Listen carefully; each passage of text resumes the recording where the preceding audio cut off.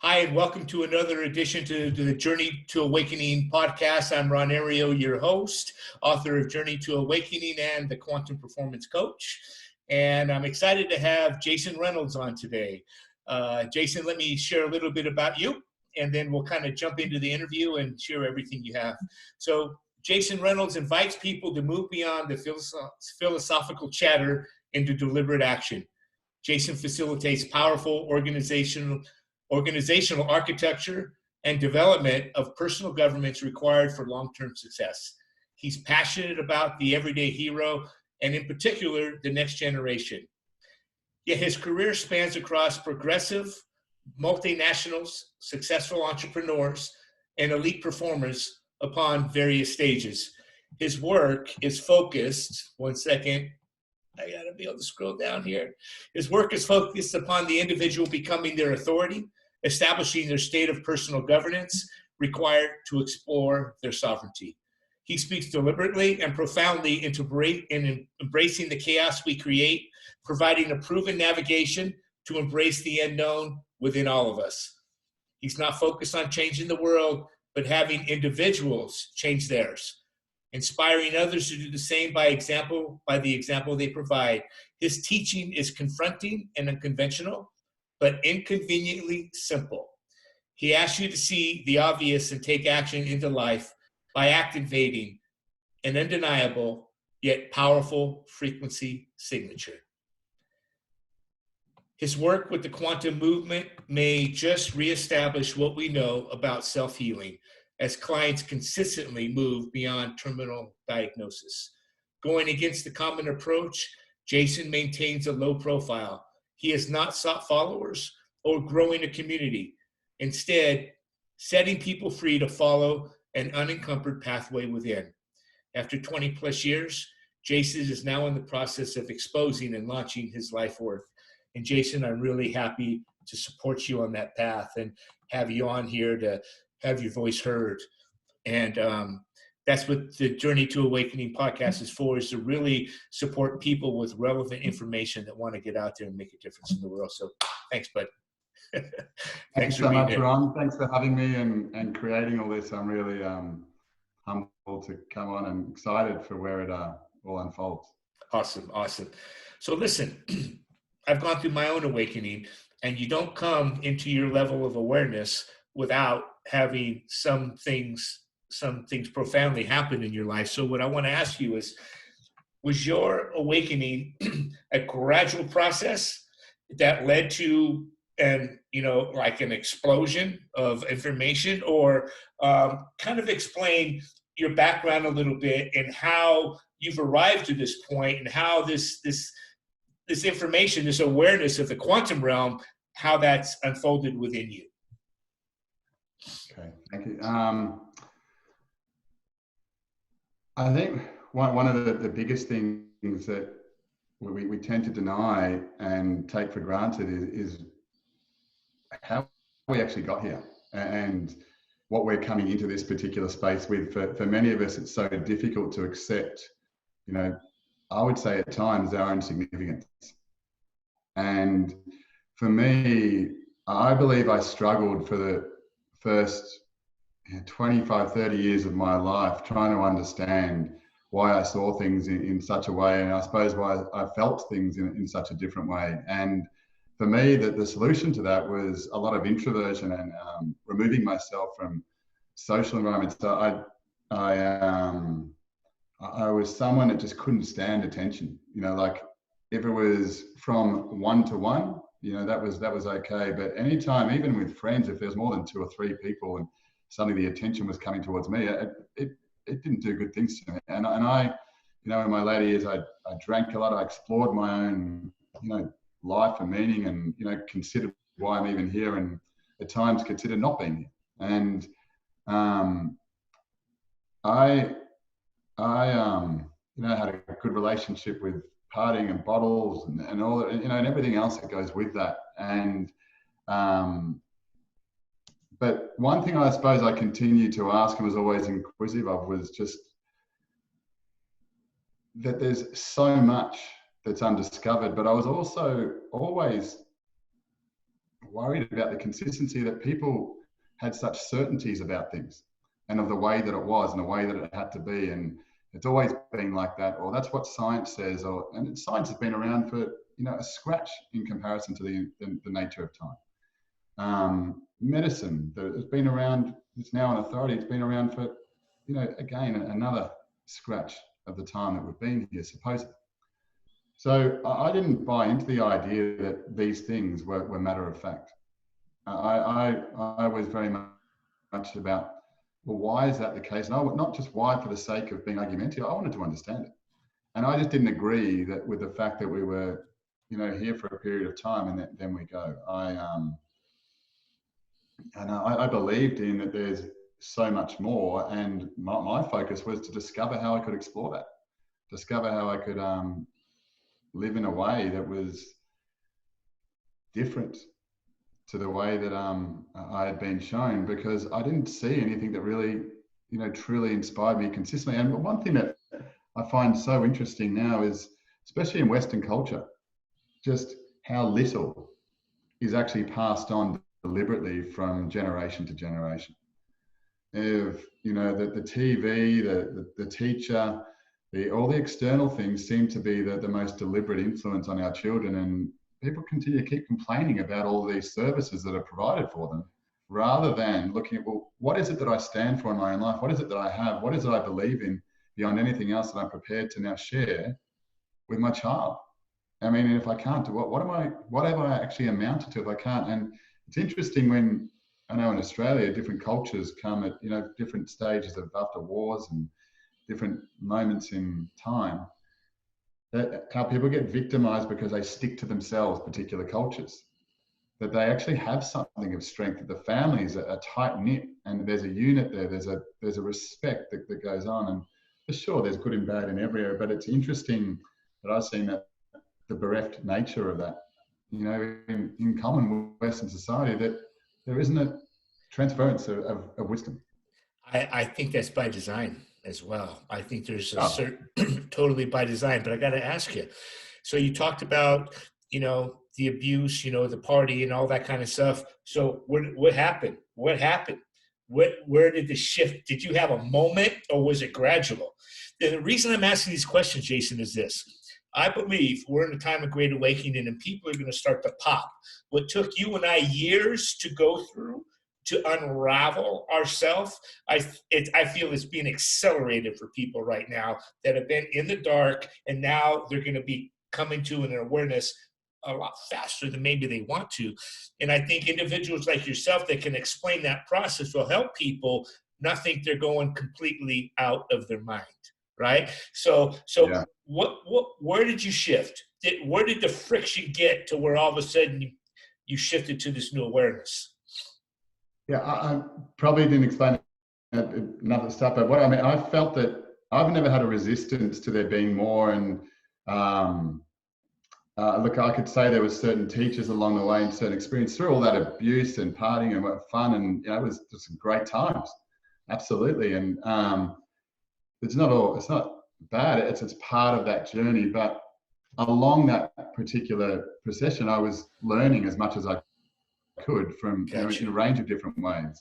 I was exposed to a lot of different teachings, and I listened to a lot of things. I applied my own ways in different roles and positions that I had.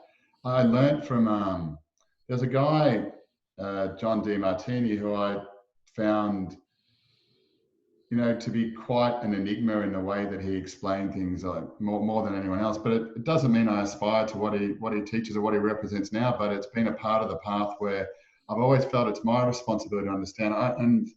I feel predisposed to things in my life where I've probably struggled, is that I see things and to me they're obvious, and I spend a lot of my time arguing with people how they couldn't see that. So then I thought I was the crazy one. I was and I think it's a big thing with intuition, that so many people mistake things like anxiety, depression, and all the rest of it for the ability to be able to interpret energy as information. And they go into external spaces and they start hearing their own voices, what their fingers are. I said, I'm not comfortable here. I don't like it here. I've got to go home. I'm wearing the wrong thing. That person's looking at me. Where they don't realize that, you know, such a sensitivity, they're picking up on other people's fears and doubts and start to mistake it for their own because they haven't been taught, they haven't learned that. So for me, I would say it's been there all the time. It just took me a little while to catch up. And I got it. And I got to tell you, you're mirroring me. You're mirroring my experience. I remember I was 3.5. I tell this story a lot, but I remember I was 3.5 years old. My mom sent me in for my afternoon nap, and I'm sitting on the bed, and I asked a question: Why do we have a house? Why are there cars? Why is there an earth? Why is there anything stopping me from falling in nothing? You know, and for me, I remember losing a friend in 1989 when I told him the earth was alive. He didn't want to talk to me anymore. You know, and these things just seem normal. So as you're expressing yourself, you had an awareness of your multidimensional nature just as natural. And that's why it seems so obvious. And it seems obvious to me as well, you know, for many people. So you just had this awareness of your multidimensional nature. And so there wasn't, for me, when I had my awakening, the wheels fell off the car. You know, I mean, I was already aware, but when the wheels fell off, I mean, I was on the other side for a while. You know what I mean? I had to integrate, really relearn how to get back in my body and just become aware. And then all of a sudden, when I completely came back in, it wasn't fun because then I had to see everything. And then I had to deal with me at an extreme level. I couldn't be in denial anymore, right? So, so what inspired you to create the quantum movement? Because it takes an individual with vision, some personal fortitude to say, I'm going to create this because I got a place I want to carve out in the world, you know? So I'm going to ask you about your vision and your mission and all that. But first, I just want to find out what inspired you.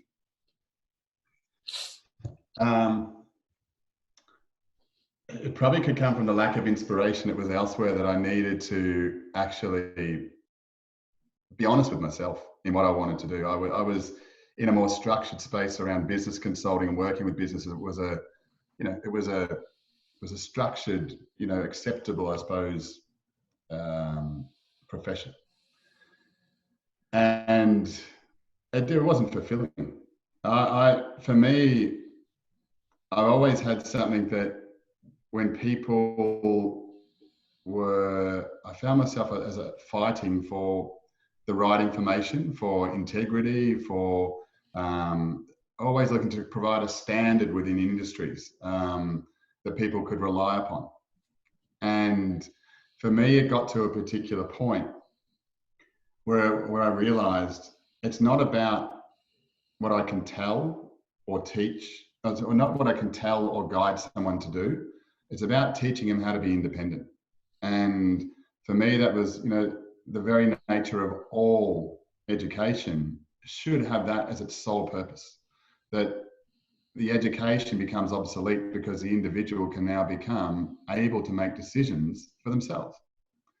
That nature of an individual's independence was what I felt was missing. So rather than me being there to pick people up or save or rescue, was how do I present a level of independence in others, how they can choose to live however they want, whenever they want, doing what they want. And that was the inspiration. Well, I got to tell you, that's extraordinarily noble because I've had teachers and I see teachers, and part of their process is creating dependence because it creates future income, you know, and they impede the progress of individuals. Where I think, just like yourself, any teacher should try to make anybody they empower better than themselves. Oh, absolutely. I mean, that's the very nature. I remember as a young, you know, a little bit younger, but going to watch some people speak, and there was always that sort of, you know, through this late 80s, early 90s, the guru, and they were the best at what they did, and that was the aspiration. They were the, you know, the top of the pyramid, and, you know, people were aspiring to this person like some new icon, and that never sat well with me. And it always was, okay, yeah, I've heard the message, but it's been packaged in a different way before. But how? Give me the how, so I can go and do this. And the deeper, the further, the more I spent, there was nothing was there that I could find until, you know, I stumbled across some things, maybe when I was ready. And I know when I first started doing this, it was all about mentoring and doing that, but I got bored basically sharing something with someone that, you know, was creating a change in their life. But then they said, I did that, you know, after the first 3 or 4 days and did a few more things, but, you know, what are we doing next? And to me, I felt like this is not the way it works. This is, and maybe it's how it's working out there, but the big focus of me and my work was that it doesn't work occasionally. It doesn't need particular environment or circumstance, but it works all the time. Because if it doesn't work all the time, it doesn't work. So that required something to understand what's common to all of us. And then for me, the other part of that was that people need to be able to be better at this than what I am. And people are, once they understand it, I got clients that make me look like a fool in the way that they apply the same particular understanding. And that to me is something that allows me to sit in my own integrity, that it's not restrictive of that. But once people come to understand themselves, well, they can choose to express that however they like. But that to me is what's most important. And there is a massive need, and I don't think it's wrong, because it's popular, because people demand that. They want people to influence them. They don't want to get things wrong. They don't want to make a mistake. So if they've got someone that they can follow and ask questions and continue to be dependent upon, well, then they never ever become independent. And that to me was, you know, I look at 7 billion or nearly 8 billion now people. And the fact is, if I can't get enough of those people to learn what I'm doing and benefit from that and provide a service, well, what I'm doing is obviously not that great. I don't want to get caught up, that's why I've stayed offline. I don't want to get caught up in the marketing and the convincing and the discounts, which is not a part of my life. It's, you know, people either want it or they don't. I don't want to convince someone, and I prefer to say no to people than yes. And that's, you know, and to me, that gives the ability as a teacher to not hold anything back and to enable people to recognize the responsibility that they're taking on. And that's why I see, you know, in my own observation, so many things out there that I don't believe work in my measurement, simply because people don't want things that work. They don't want to change. They want to have the perception that they're doing something towards, and I'm making an effort, and I'm trying, and I'm doing my best. But there's an accountability there that we place upon others and say that thing didn't work. The things always work. People don't want to, they don't want to accept responsibility for changing. You know what I mean? So, man, I got to tell you, dude, you're mirroring me 100% right now. I feel everything you just said. I feel exactly the same way, because I have a program I put people through, but you know what the common denominator is? It's just me. It's the energy. Yeah. It's how the energy fills in the gaps. Does that make it? I know that makes sense to you. Absolutely. So my program is really simple. It takes people through clearing the space, filling the space, and then inspiring them on their own, with their own mission and their own purpose, with a renewed sense of being, right? But in the teaching, there's nothing magnificent there. It's what I'm bringing in between the spaces that actually has the impact. So my challenge has been, how do I quantify that? You know what I mean? How do I quantify it? Because same as you, I don't want to be that guy that has to create the hooks in the marketing and doing all that crap. I wish I could just talk to somebody and then have them go, oh, I want to have some of that. You know what I mean? And then you take them through the process and then you let them go. You know what I mean? And then you kind of spin the plate every once in a while, you know? Go ahead. I mean, how do you Yeah, well, quantify? isn't that, it's just, I always find it interesting that someone wants to understand what I do before they start doing it, which to me how does that work? It's an ironic thing that the nature of, and I suppose the basis of what's taught is an individual's ability to be able to be independent and make a decision that's solely serving of themselves, which is, we get so complex and caught up in how we have to serve and make sure everyone else is right before we actually look after ourselves. And you can't, if you can explain something to someone that you're going to teach them over a long period of time and they can understand that, there wouldn't be a point to teach it. And that's generally the case with a lot of things. If you can understand it before you've actually experienced and done it, well, there's something not correct there. So my challenge to people is for them to feel it within themselves. I don't really, I even avoid as much as I can doing testimonials, because I feel this is not about you being convinced by anyone else. This is about you coming to your own point and your own responsibility to find out what it is that works for you, because you don't want to complain about what other people have done anymore.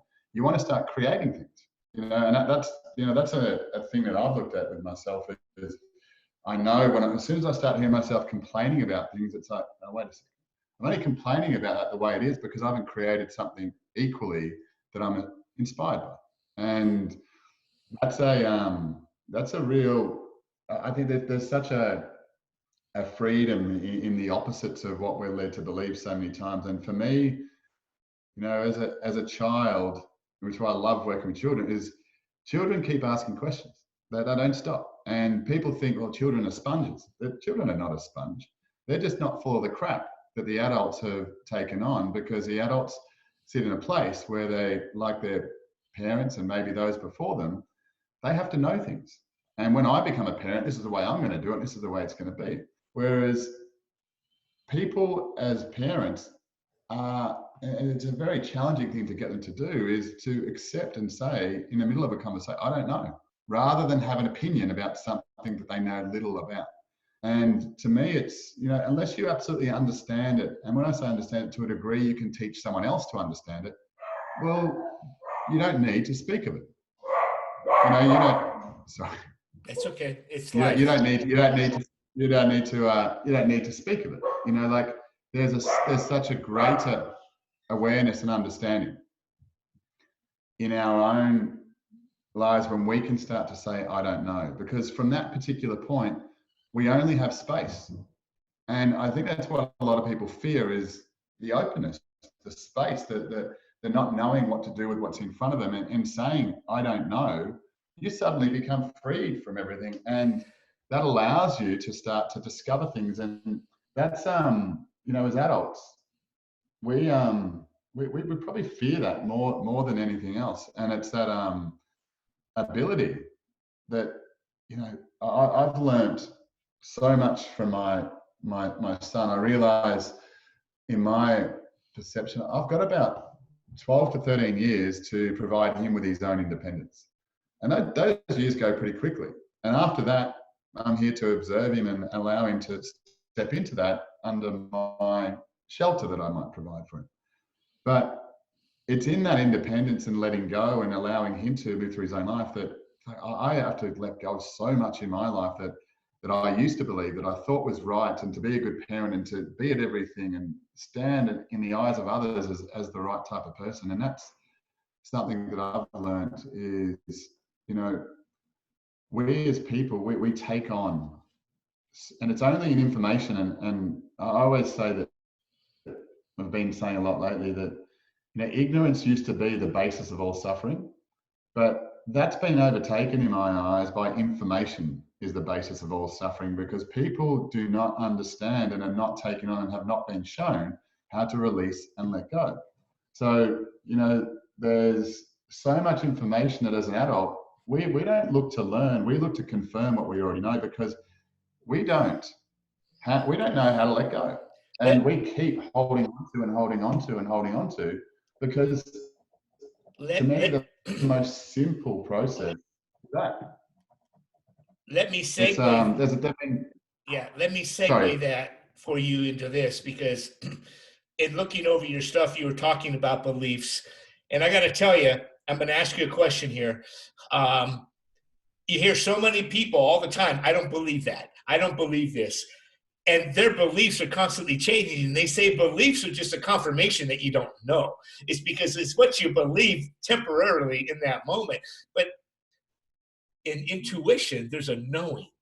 And you can't explain knowing to somebody that is just thinking about beliefs. And I really confirm what you say regarding the information is people stop thinking. They stop self-discovering because there's so much information. It's like they adopt this belief or that belief or whatever supports their sense of well-being in that moment, because if they can adopt a belief system that makes them feel good about themselves without ever having to know themselves, that's the easy way out.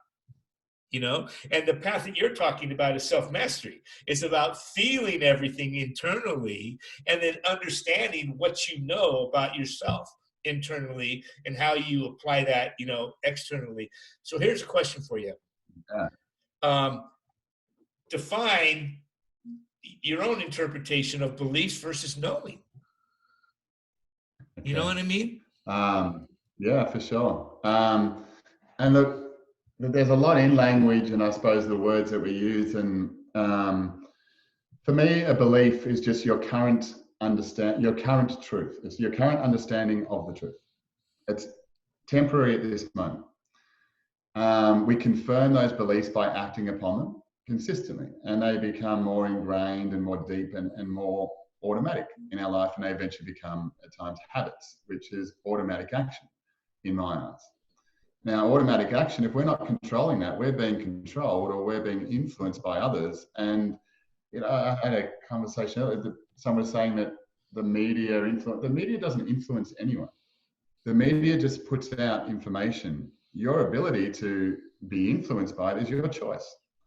So those particular things, unless we start to take accountability for that, because the level of misinformation that's out there is because there's no one keeping anyone accountable. And I don't mean by a police state or someone fact checking.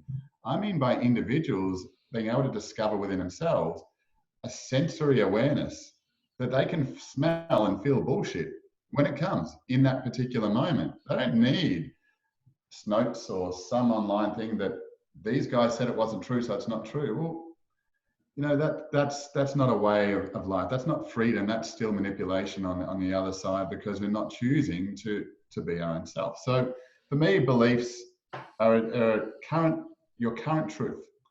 For me, I have maybe a different use of the word knowing. To me, knowing, and again, it's just my perspective on this is, because I feel that there's something beyond knowing, which is understanding.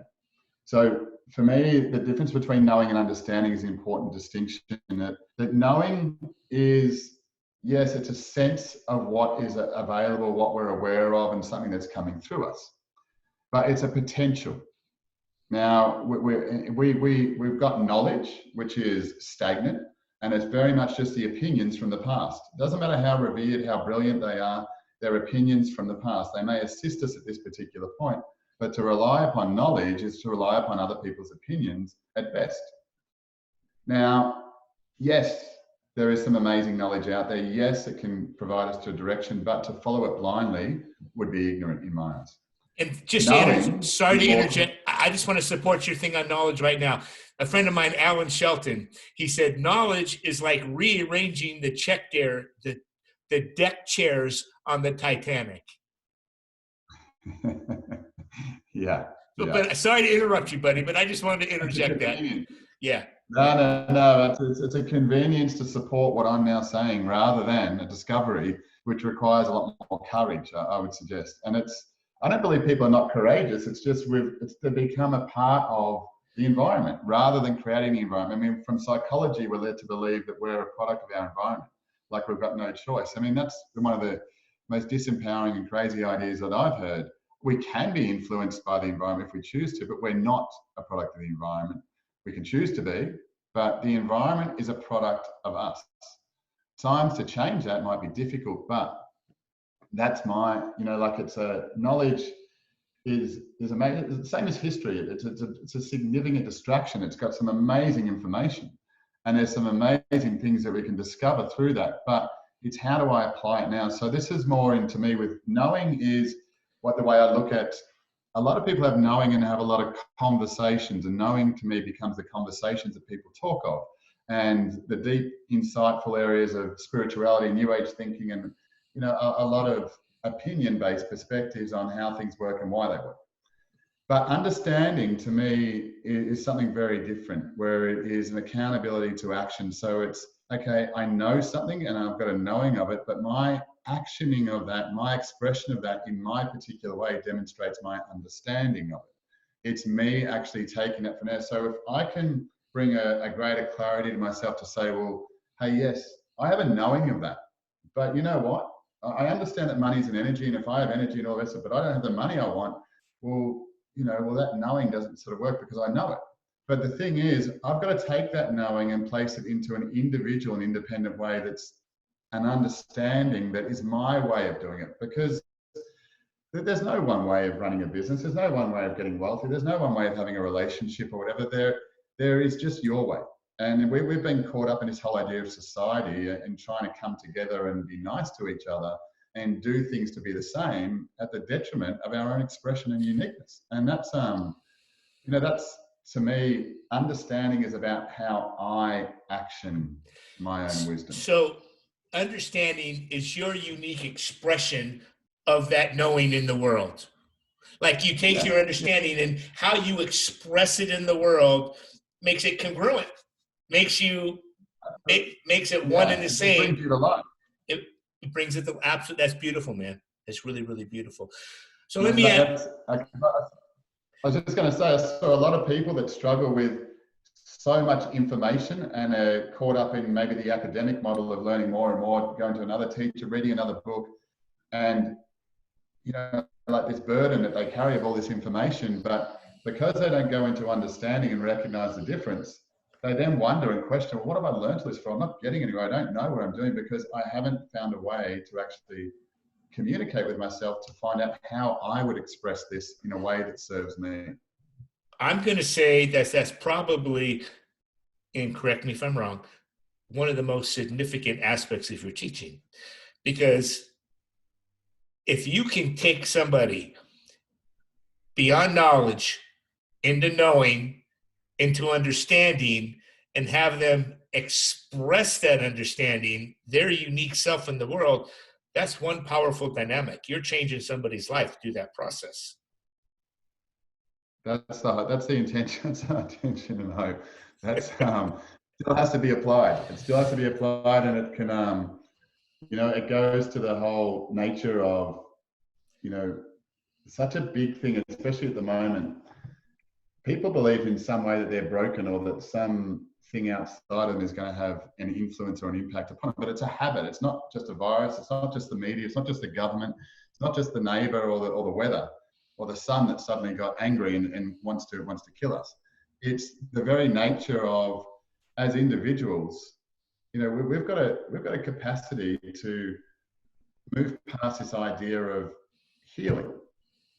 In my eyes, again, it's a word. But I don't agree with healing it because it starts from a broken place. It's automatically that once I heal, I have to now, I'm going to heal again and heal again. To me, it's about gaining an understanding. So when I am confronted by something that is adverse, challenging, or difficult, I can blame or I can complain or I can go to a place of understanding. So sometimes it takes a lot longer.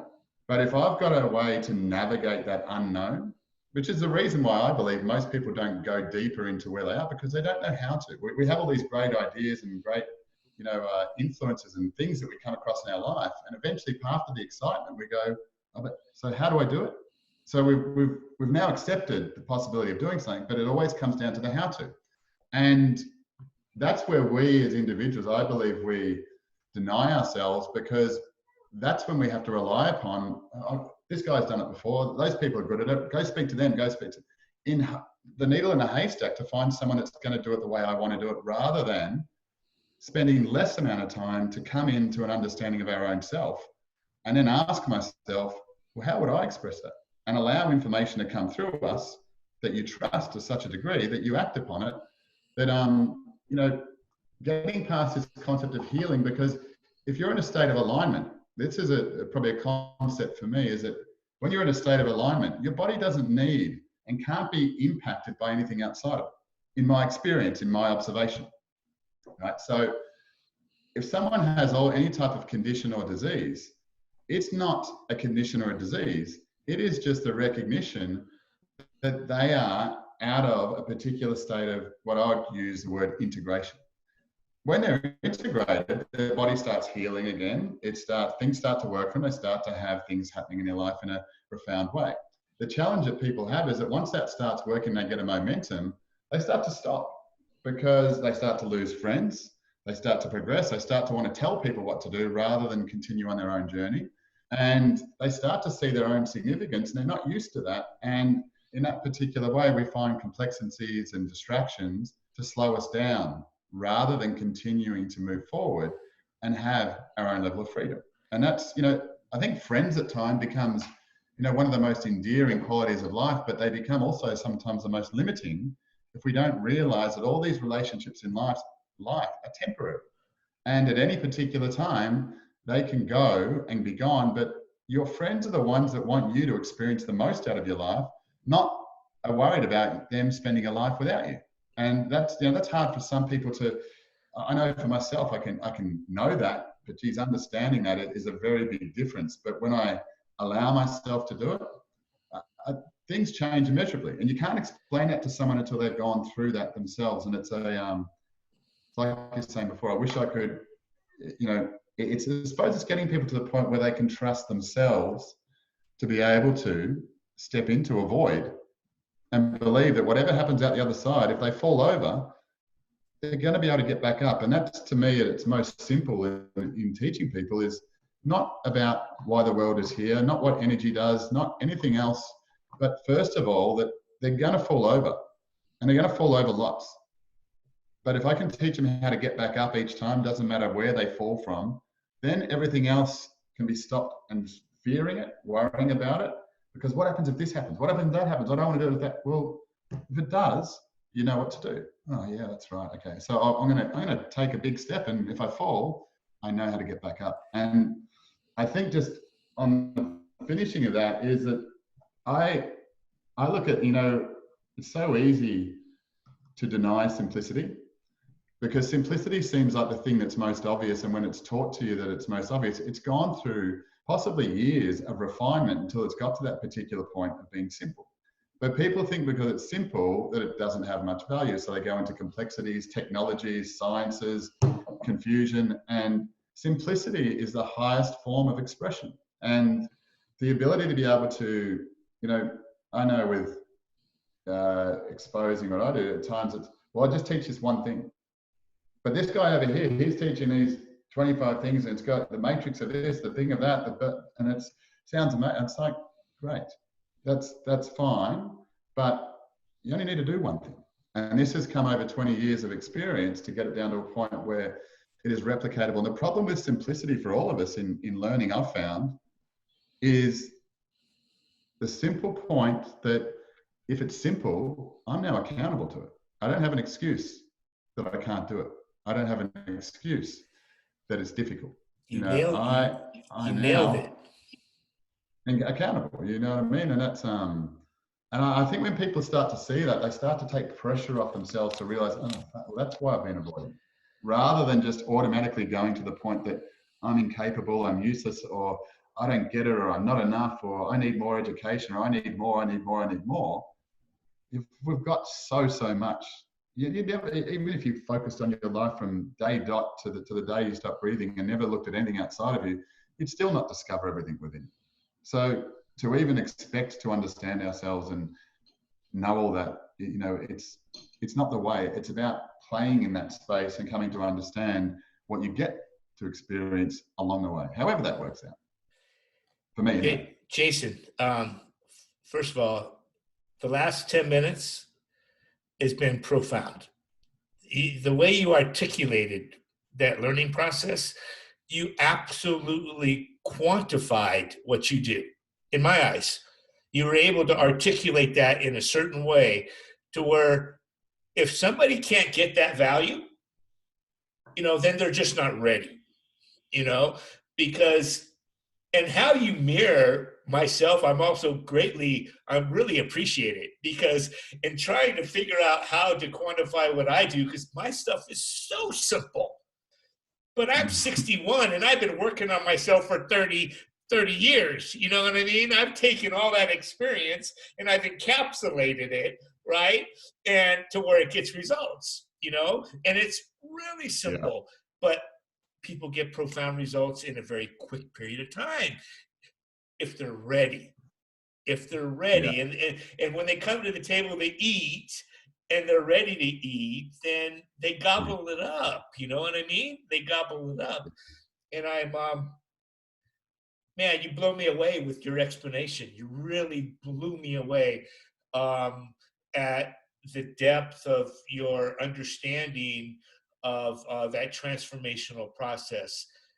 And somebody can't express it in that way unless they've actually experienced it and unless they've actually helped other people experience it. So I hope those listening to this can really get what you do at a deep level, because it is an unknown journey when you sit down with somebody.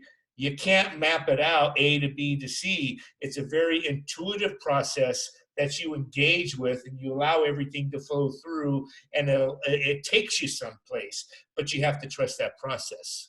You really have to trust that process. And I've had teachers in almost like a guru disciple relationship, okay, where I put my complete trust in teachers, and when I was younger. And you know what? I can say I got my fingers burnt a little bit, you know what I mean? Because you just can't hand over everything to that degree. I would say 30, 40 years ago in Eastern philosophy, that was absolutely required in order to exit the matrix. You know what I mean? Because there's so much conditioning that you need that teacher there all the time to help you get beyond. But we have access now. We have the ability to access directly. We don't need teachers. We got the ability to go direct. And Yeah. and I can see that's what you do. And so you should be commended for that. Majorly commended, because it's very few out there that try to make people independent. And for those looking to transform and change, you don't know how valuable that is. That somebody wants to make you independent and not dependent on them. There's no better teacher than the teacher that is seeking to do that, because everybody else is walking a fine line of padding their bank account, making you dependent, and coming back for more. And I think there's a price to pay for those people. Eventually, there's a price to pay. So anyway, I want to commend you for that. I got a question. Go ahead. Thank you so much for your words. It's very humbling. It's good to have someone feel that. It means a lot. I feel the emotion myself. I'm emotional right now. You know what I mean? Because I really resonate with the soul of what you do. And you talk about beliefs, and you talk about knowing and understanding. And I believe the beliefs people are caught in their head. They're so disconnected from their soul and their heart. And it's like you got to take the elevator down into the heart, and you got to have the courage to feel everything, the good, the bad, and the ugly. You got to be willing to scrape the sides of the residue and feel every ounce of it to come out on the other side. And if you're avoiding any of that, it's going to circle back around. It's like, I've had the experiences I'm sure you had. It's like, man, I thought I already dealt with this relationship stuff, or this or that, or whatever it may be. But it was the level of consciousness we had at that moment that we thought we resolved it. But then we expand our consciousness and go, guess what? We get to come right back around and take it deeper, right? But it takes a lot of courage to be on that path. It's a path of mastery. It's the path of Yeah. mastery. And so let me ask you, Mm. how do you see your Okay. work?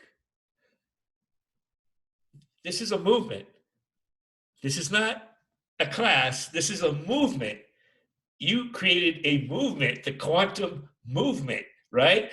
So where do you see your work moving? How do you anticipate your work impacting the world? Mm. How do when your vision is complete and they're writing your obituary, what are they saying about Jason? For me, it's not so much what they'd say about me, because that would go against what I'm teaching. But it's about, look, I suppose I went into this like a long time ago with under the wrong idea because I wasn't secure in myself. I probably was seeking attention and wanted to be recognized as valuable.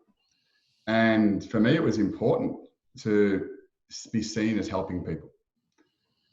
And I came to a particular point where I realized to really be able to do what I want to do, I'm going to have to be prepared to be hated by people, that I'm going to have to be prepared to not be appreciated. And if I want to take people really deep and break them free from the stuff they don't even see that they're holding on to, I'm going to take them to places where they don't want to. And I've lost a lot of friendships along the way from doing that. I've lost relationships, and I readied myself some time ago for that, because I don't want to be recognized. What I want is that people can recognize themselves, because to me, one of the main factors that triggers me still is that when people don't see their own significance, when they see, whenever I get put on a pedestal by a student, it doesn't work for me. Whenever I'm advocated in some way, because people need to recognize that what they're creating, good or bad, is theirs. It might be through some teaching, but they are the ones that are applying, that are doing, because they can easily just listen and do nothing. And this, what I teach, does nothing unless people apply it. But I know when they apply it, it always works. So for me, I wrote down something years ago about, being in, on each of the continents and having an influence on the way that schooling is done in this particular way. That the kids are first taught to understand themselves before they start taking on anyone else's information, that they have the ability to be able to organize information. Like we're so influenced by, we get an idea, which is just a distraction in disguise most of the time, to please other people, rather than, like, think of the amount of, consider people, when the amount of ideas people get when they're about to complete something. When they're working through a project, they're about to complete it, suddenly they get all these amazing ideas, which takes them away to consistently maintain the habit of not completing things and living a life where there's so many things to be doing and creating and to be busy with, rather than having one thing that I'm doing so that I can now be judged, exposed for this thing that I'm now presenting that people can scrutinize, which a lot of people don't want. So for me, Because it takes a lot of courage. First of all, they want to see the next shiny object, and also it takes a lot of courage to complete something and be judged on it. You know what I mean? Oh, absolutely. But if we know that ideas, what to do with an idea rather than become reactive to it, then if we can recognize an idea is there to confirm our attention upon what we're doing. And if some ideas are great, if we can write those ideas down, but continue with the path that we're on, and we'll get to the idea when we give it time. The habit of completion is far more important. It allows us to do things and let them go. And we become free. We allow things to come in and move out. We can't be in flow whilst we're holding on to and possessing and accumulating everything just in case we need it one day. So for me, my work, I get to a point where people recognize they don't need healing, that they don't need to go to anyone for healing, that the very nature of them coming to themselves is being able to address that. And because when we don't rely upon others for our own health, because health, by mistake, has become some aspiration. I mean, food has become the religion these days. It's replaced. There's different factions of food eaters. There's so much ceremony around food. people have become icons that cook food, you know, and the very nature and the pressure that people put themselves under to eat and do things in a particular way, this has replaced religion. And this very focus on health, this is not something that we need to be distracted by. And that's what, you know, what's happening now with this virus is it's that same thing. People are, wow, it can affect me. We don't need to understand that. We need to understand ourselves and get to a point of our own integration. So then we can start to create. If we become engaged in that, there's going to be nothing that's going to distract us or impact us or affect us. Yes, we're going to have challenges along the way. Yes, we'll do some things wrong. But the very nature of it, if the greater amount of my attention is upon what it is that I'm here to create, and the example I then provide to others, and I can celebrate them without needing them, we can start to live in a greater space of love. So for me, I would want this to be exposed without everyone knowing about it. Like that it is just a part of the process you go through, that before you start learning and before you do a modality, before you do an industry, before you do anything, before you start your business, is you have the capacity to be able to take information from around you, take that to a point within you and turn that information into intelligence, because you decide and decipher from within you what is relevant to you. And that's the challenge today, is there's so much information, but there's not much intelligence, because people take on all the information because they can't, when it comes to them, that looks great, that could work, that's just what I've been looking for. But then being able to discern within themselves, no, this is not the right person. No, this is not the right path. Yeah, two things that are coming to my mind. One that I just want to reflect on. One, when you talk about being disliked, being a teacher, man, can be one of the most unappreciated positions, because people will attack their teacher. You know, when a teacher goes too deep before somebody's ready, man, that reflex mechanism can be powerful. You know what I mean? Because they just don't want to hear the truth. Yeah.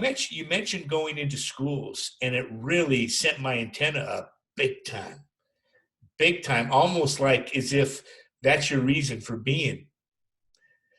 Because I got to tell you, dude, and I'm not blowing smoke, you've got a depth to facilitate something to that degree. And listen, we both talk to a lot of people. I talk to a lot of people. You've exhibited a depth to me today I think is extraordinarily profound. And you've got a maturity about you that is deep, just deep in your knowing, in your knowledge, in your understanding. And when you talked about going into schools and getting people to think for themselves, and that, for some reason, that just came up as a glaring purpose for you. Like, what I don't know if anything greater can come out as a contribution to affecting individuals at such a young age, you know? And then going back to that intelligence you talked about, I did a post the other day. I said the same intelligence that divides our cells blossoms the flower. It's like we're swimming in that ocean of intelligence. It's absolutely a part of everything we are. And we're one and the same with it. It's a symbiotic relationship. We are not separate from it. And we got to get people back to understanding their true nature, which is their energetic, multidimensional self. And I say, like this cup right here, let's say the ocean is the universe, right? And if I take this cup and I bring this cup out, now that ocean thinks it's the cup. And we forget it's the ocean. And we think we're the damn cup. And then that cup creates a personality, right? It looks a certain way, and it has a certain education, and it forgets what it is. It forgets it's the intelligence itself, right? Right? Yeah. And so part of this process, for me, quantum performance is this. Quantum reminding people of the multidimensional nature of who they are. For me, performance is mastering that internal reality. You know what I mean? That equilibrium that keeps us in the place of joy and happiness and remembrance Mm. of that place, and transcending this space, you know what I mean? To where we are in that moment. And I said the other day to somebody, I did a post the other day on this. It came to me. It was like, how do you explain water to a fish? The fish is swimming in the water. It's completely dependent on it for sustenance, but it can't see it. And the same thing with this biosphere we live in. We are living in this biosphere. We're interchanged. It's like water to the fish, you know? And we got to remind people, right? We got to remind people who they really are, you Yeah, know? yeah, absolutely. So, I think it's really, I really felt what you're saying. It's come up a couple of times, and it shows the clarity of your own capacities as well. Like the thing is with the schools, that it's come up a lot, and it's a big part of what I'm doing now is we have a number of programs, but it's some people that I've had as clients before that are now coming through to take on, the whole teachings and share them in the way that they can be. But, in the background of my awareness is always, and what I'd love to do as the kids. And to be honest, I got diverted from that because I thought it was more prosperous, years ago, to be around adults and business, because I also very much love the entrepreneurial side of things. But look, I just hearing you saying that about kids, and that is without doubt the very nature of the next generation is not about what they're taught in schools, but how they interpret the information. So no matter what comes in their life, no matter how good or bad people are, no matter what the president says or doesn't say, or what their factions are or where they're from, if an individual has the capacity to be able to discern, we don't have things that we keep complaining about, because people don't tolerate it. They don't put attention into it, because this is it's like corporations. We can complain about how they exist and the power that they have, but they exist because we're not following our own ideas to create our own businesses, but we're continuing to buy into someone else's idea and supporting theirs and going there and getting paid because we're worried about the bills each week rather than life. we got a lot more to talk about, dude. I've been telling you, outside of this podcast, we got a lot to talk about.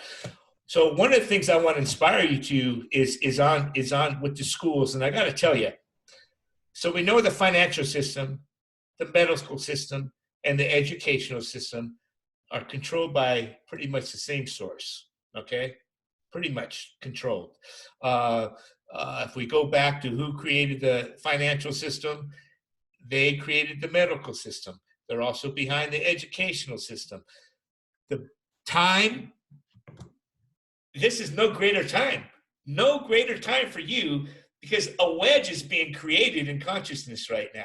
Those systems are breaking down right before our eyes. So if there was ever a time that was ripe, it's now to create a wedge to get into those systems, because the financial system is going to eventually change when people wake up and they understand how the central banking system is controlled. The education system is going to becoming more holistic when people find out that pharmaceutical and education play hand in hand, just for profit. And the educational system is really designed for people to remember and forget who they really are. You know what I mean? And it all comes from a source that is behind it for hundreds of years, if not longer. Okay? And so with this breaking down of the systems right now, what you have to offer on an educational basis is profound. Absolutely profound. Thank you. That's my 2 cents. Yeah, well, thank you. That's I think I don't know, it clarifies week after week and day after day, but it's not without its challenges. It's and for me, that very independence of individuals. I mean, I hear words of sovereignty, and these are concepts. I think, again, people put too much pressure on themselves. Sovereignty would be a great thing for us all to establish, but we've got to get out of our own way first, rather than trying to afflict and go, like a superhero to the top of the tree. We've got to be prepared to walk and clumsily forward for a period of time to do that. And that's, I like a lot of the things you're saying with the systems that are there, they're there. But I look at it in this way as well, that it's the complexity and the contrived nature that they've become that is perfect for the fitness of someone else to have to rise to navigate through that. And that's, to me, our success is determined by how we navigate the very thing that holds us back. And I would say, I'm in Australia now, but I've come back to be close to my son. But I found myself starting to complain about the Australian taxation system and the overbearance of it, and just the mess that it had become. And I thought they were having a lend of me. So I noticed myself complaining about it. So I thought, I've got to stop complaining. I now, if I don't like it here, go. So I did. And my intention, I was in New Zealand and then on my way to Singapore and America. But with all the travel restrictions at the moment, it's kind of worked perfect to elevate a range of different things. But the thing is, all of the systems that are there, it's not hard to find and see why they're there. But would you, in those positions, deny yourself of doing it? Maybe they'd be done differently. Maybe there'd be a different way. But the thing is, what we've got to be careful of, I believe, that if you undo a system or a tyranny that exists, what do you replace it with? And the thing is, until we can have independence within individuals, we are going to be continually finding a void where someone else comes in and leads, because people are not prepared to make decisions for themselves because they're fearful of how their decisions are going to impact others. And to me, it's the same, it's the nature of love, that we've got to be prepared to accept our differences, because what actually really turns you on about another person is not where they're the same as you, but where they're different to you. And the fact that you can accept that difference is what love is. It's not, like we dress the same, we work the same, we talk the same, we like the same things. That is the ignorance of a relationship. That's the thing that if you stop there, we never actually get to see the depth. But I know from my own experience, it's the ability that someone has to come to me and point at me and tell me how much of an asshole I am and where it is that I'm falling over, where I'm letting myself down, and do so from a point of love, because I'm not hearing it myself. I've become caught up in my own world and ignorance. That they can say that to me, that then that's where real love is. It's in, a relationship. Tell you the truth. Yeah. Only the people that care about you will tell you the truth, right? Absolutely. And compassion and common ground are going to be the operative words in how we're moving into this new world. That's an absolute must. So, Jason, let me ask you, for those that would love to participate with you, whether it's participating in the educational system in Australia or wherever you may be, or one-on-one coaching, how do they get in touch with you? Thanks for asking. At this stage, it's probably best through, we've just started a public-facing page called The Quantum Movement. It's on Facebook. I think it's Facebook/The Quantum Movement. But we've just started to post some things on there. We are starting to build a bit of a community, get a bit of an idea of what it is that we do, and starting to offer programs that we've been refining and delivering for years. So we've got, we have 3 key programs, and, they very much are about learning how to take responsibility for yourself. But these, we don't teach much theory. I can talk underwater at the best of times now, and I'm making up for all the years of my youth. But the thing is, we focus upon application. So we teach people how to do things and let them have the experience and let them create the theory. We're not here to tell them about why the world's here, how it works, what a soul is.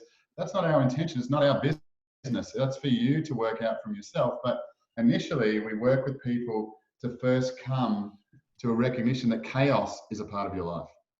And not until you can become at ease with the chaos around you, still see the chaos, but not be reactive to it, but observe it and then go, yeah, well, that's not good, that's not great. But I'm going to make a choice now, because I'm not angry, I'm not affected, I'm not reactive, I'm not pissed off that that person did this, this happened. And then I maintain that because I don't get to the point of being at ease to make a decision.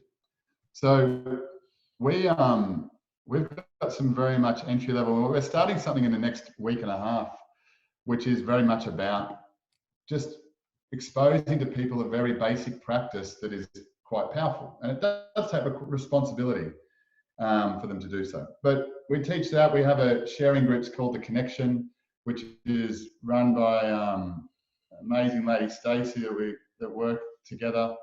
And that's all about people coming together and on the basis of an energetic structure. And it's something that we teach is until we can see and understand the energetic structures that are around us that influence us, because like anything we go into, we feel an influence around a culture, around a location. They all have energetic structures. And if we don't understand how to work with those and utilize those, we cannot become beyond the influence of those. So it's our own, when we are influenced by something else, it's because that energetic structure is more refined, more clarified than what our own is. So if we don't stand for anything, we are going to be influenced by others. So we teach that, and that's a big part of, learning to express yourself. And like we were saying before, speak the truth is not about the ability to speak. It's the ability to be able to hear that.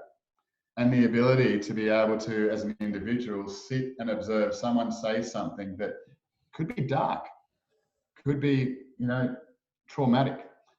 It's our ability in our own life to be able to release those things that we have been judged by internally and silently for years. There's nothing wrong with the thought that I want to kill myself unless you don't let go of it. If you hold on to it, it's there and it becomes a reality because it just comes out and I have to get at it because it's like a record playing in my head. And eventually, any lie for a long period of time, as we know, will be considered a truth. So a lot of what we teach is about letting go of that and enjoying what already exists beyond the illusion that we've created. And then beyond that, we have something called becoming your authority. And that requires an investment. And that's something that's over a year-long process. We're about 12 weeks to 18 weeks away at the moment from the next intake of that. And that is 26 weeks of learning and 26 weeks of application. And then you're off to do your life. It's not as I said, it's not about a community and hanging around. It's, we're still here, but this is a real nature of that is to go and actually create and expose yourself. So they're the three things that we mainly focus on. We do many others, but at the moment it's as we're going out to more public space, we start with a present moment, which is a starting point and something that anyone can do, and then move their way through. And it's very much focused on about the conditions don't need to be a particular way. Your education doesn't need to be a particular level. It's teaching people to use what they've already got and how to actually do that without, a need for a deep level of recognition or understanding of theories, philosophies, but to start to create your own. So it's, I'll say this, it's extremely beautiful. But just to the extent that it causes people to look at things in a different way and start to live a different way. Beautiful. Jason, I really enjoyed talking to you today, buddy. I've really, it's been awesome. It's been awesome to have you express yourself, and man, you're a force to be reckoned with. And I'm not trying to, I know you're a humble guy and you don't want that attention, but you really, really are. And, I just love the opportunity to support your work. You know what I mean? That's what this is about. So, any words of wisdom you want to leave before we end? Nothing much more than thank you. I'm really honored to, I've been doing this for a lot of years, and I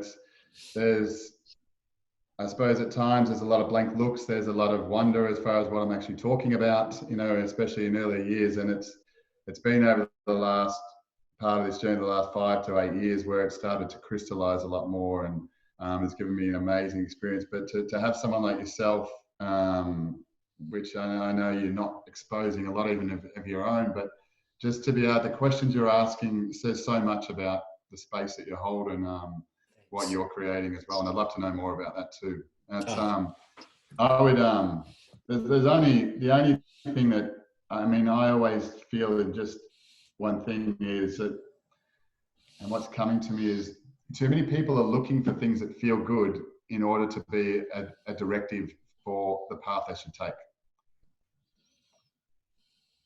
Growth is about going to somewhere that's unfamiliar. You cannot grow from doing the same thing over and over again. That's what we call boredom. That's what we call, you know, the lack of life. But to be able to recognize within our own selves such a strong foundation that we can go into the unknown, and to recognize that the unknown, unfamiliar space is going to be at first a challenge. It's going to be painful, and it's going to bring up things that don't feel good. yeah. That's where the real growth happens. And I would say, you know, for everyone, it requires a level of courage that we don't currently have, but we've got to decide to move into. It's always waiting patiently, but don't always be caught up in just what feels good. Awesome. Awesome. Thanks, buddy. Jason Reynolds with the Quantum Movement. Thank you for sharing your time and your wisdom. And I'm Ron Ario. This has been the Journey to Awakening podcast, and we'll see you on the other side.